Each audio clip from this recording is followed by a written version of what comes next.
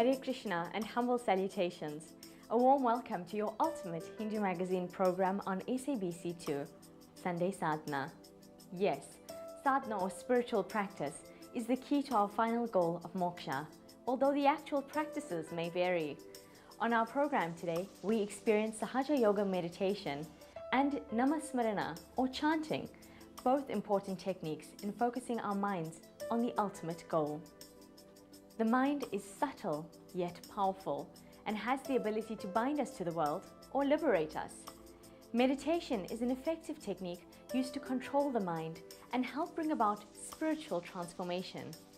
The Sahaja Yoga meditation technique was formulated by Sri Mataji Nirmala Devi in the 70s in India and has since spread to over 95 countries. Sunday Sadhana paid a visit to the centre in Greyville, Durban to learn more.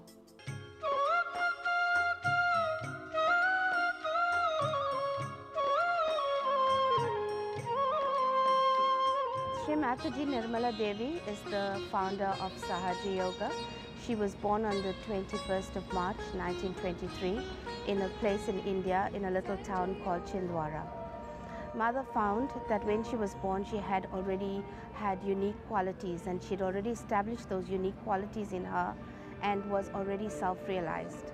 And so on the 5th of May 1970, Sri Mataji, while on the seashores in a place called Nagaur in India, received an awakening, a spiritual enlightenment that answered all her questions to her. And thus was born the movement of Sahaja Yoga.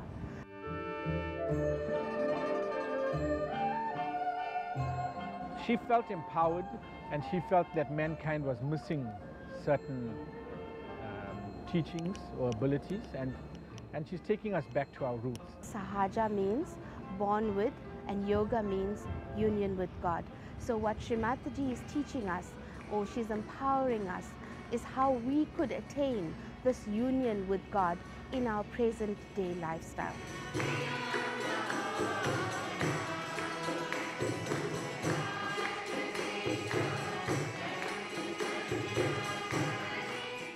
All forms of yoga are basically to get you a union with some divine power or God, and Sahaja Yoga does that through meditation. It's advisable after you've had a bath to sit in a quiet place.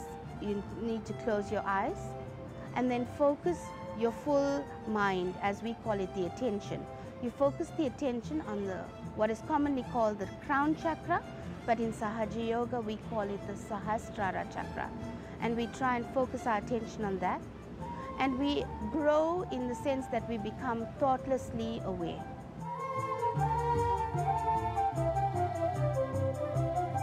We find that chakras go out of balance due to your activities or your surroundings, and Sahaja Yoga is all about bringing that chakra to the center. So we teach people the awareness where they would use vibrations on their hands to decode each finger. If you follow acupressure and acupuncture and other teaching, each finger leads to a particular part of the body. So by getting a tingling on your finger, you would feel that, listen, I've got a problem at this level. And if it's on the left side, you'll know that the problem is on the left side. So the teachings are how to bring that into the center. Most of our challenges come from within us.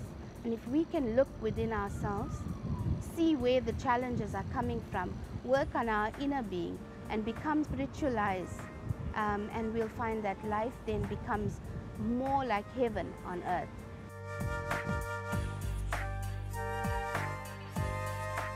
Her core philosophy was to empower human beings so that we become our own gurus and masters, but living in the day-to-day world, so that we will be able to reach up to the challenges that we face and have a spiritual solution to each one of them.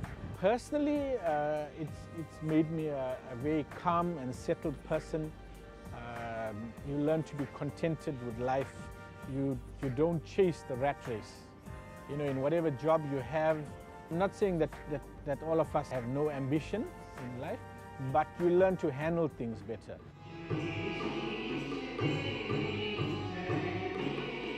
Wherever we can, we try and create this awareness that Sri Mataji has already created for us. Ultimately, we've all felt the benefits and we want to share. The main tenet of Shri Mataji is love.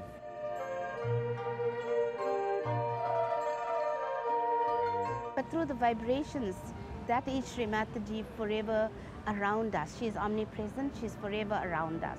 So many of us, if not all of us, actually feel that Shri Mataji is still here.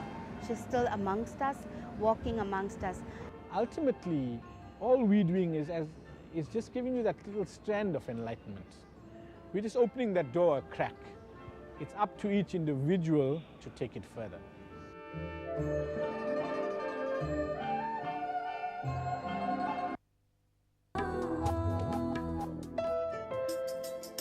Welcome back to Sunday Sadhana. Lord Nityananda appeared together with Lord Chaitanya Mahaprabhu during the 16th century in West Bengal in India. He is believed to be the incarnation of Sri Krishna's brother Balram in the Dwapar Yuga and Sri Ram's brother Lakshman in the Treta Yuga. Sunday Sadhana joined the International Society for Krishna Consciousness in Phoenix during Lord Nityananda's Appearance Day celebrations.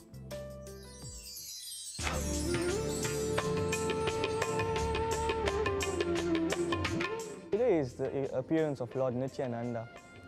Lord Nityananda is actually the personality of Lord Balaram, who is Lord Krishna's brother. All knowledge comes from Lord Balaram. So Lord Nityananda comes with Lord Chaitanya to distribute the holy name. Lord Chaitanya instructed Lord Nityananda and Haridas Thakur, which was one of his other associates, to go out to distribute the Sankirtan, the chanting of Hare Krishna Mahamantra. Janma karma cha me divyam. In the Bhagavad Gita, Krishna says, my birth and my activities are transcendental.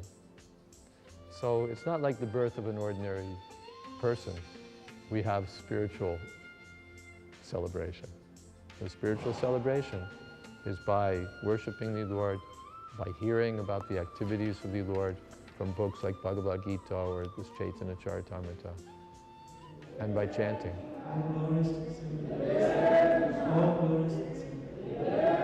The appearance of Lord Nityananda is a wonderful opportunity to appreciate the mercy of Chaitanya Mahaprabhu. Lord Nityananda is actually Lord Krishna's expansion, but he comes in the mood of serving Lord Chaitanya.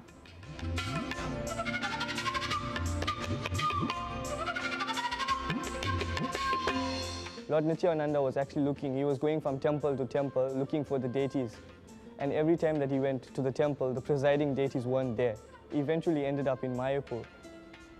And this was like some arrangement that then Lord Nityananda met Lord Chaitanya. The whole Sankirtan movement, they describe it as opening the store of love of Godhead. So after this, the distribution of the holy name of Hare Krishna, Krishna Krishna, Hare Hare, Hare Ram, Ram Ram, Hare Hare, the Sankirtan movement started to flow out of Mayapur.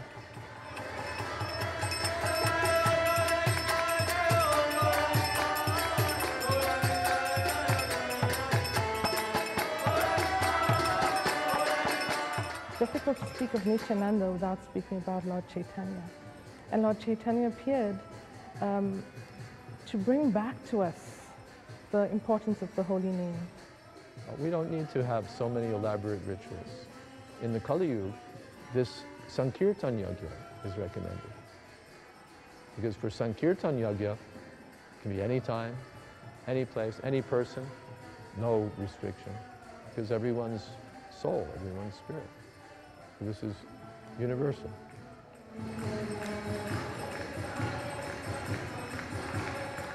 This chanting of Hare Krishna and this Sankirtan movement of spreading the holy name of the Lord, was especially inaugurated 500 years ago by Lord Chaitanya Mahaprabhu. Especially in this age of Kali Yuga, it's said, Harinama, Harinama, Harinama eva kevalam, Kalu nasteva, nasteva, nasteva, gatiranita. So it's chant the holy names of the Lord, chant the holy names of the Lord, chant the holy names of the Lord, which are the names of Lord Krishna. There's no other way, no other way, no other way for deliverance. So the repetition in that verse should tell us that it is the prescribed means by which we will be delivered. Lord Chaitanya especially promoted this as the most easy and practical effective means for developing love of God in the Kali Yuga, the present age.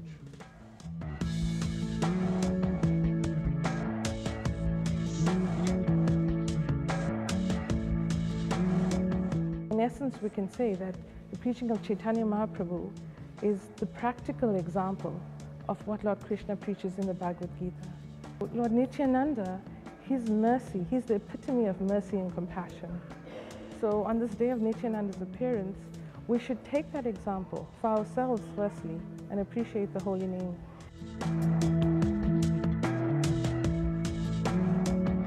Most important thing is chanting. So on japa beads, we chant every day. Devotees are recommended to chant a minimum of 16 rounds every day. It's about chanting those rounds with great attention, with great love and devotion, to maintaining your spiritual practices. It's the mood in which you perform your service that's most important, and that should be a mood of devotion, of surrender.